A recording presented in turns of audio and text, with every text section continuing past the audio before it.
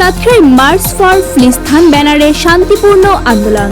সাতক্ষীরা প্রতিনিধির পাঠানো ভিডিও চিত্রে সাথে থাকছি আমি তাবাসসুম তনয়া।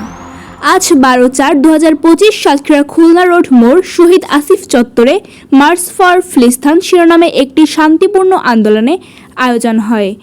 সাতক্ষীরার সাধারণ জনগণ, বিভিন্ন সামাজিক সংগঠন ও তরুণ প্রজন্ম একত্রিত হয়ে এই কর্মসূচিতে অংশগ্রহণ করে। আন্দোলনের আয়োজকরা জানান, এই কর্মসূচির মূল উদ্দেশ্য ফিলিস্তিনে চলমান মানবাধিকার লঙ্ঘনের বিরুদ্ধে প্রতিবাদ জানানো এবং বিশ্ববাসীর দৃষ্টি আকর্ষণ করা। সমাবেশে বক্তারা ফিলিস্তিনের জনগণের স্বাধীনতা ও ন্যায্য অধিকারের প্রতি সংহতি প্রকাশ করেন। সাতক্ষীরাবাসীর স্বতঃস্ফূর্ত অংশগ্রহণে আয়োজকরা কৃতজ্ঞতা প্রকাশ করেন এবং ভবিষ্যতেও মানবিক বিষয়গুলো সবার ঐক্যবদ্ধ ভূমিকার প্রত্যাশা করেন।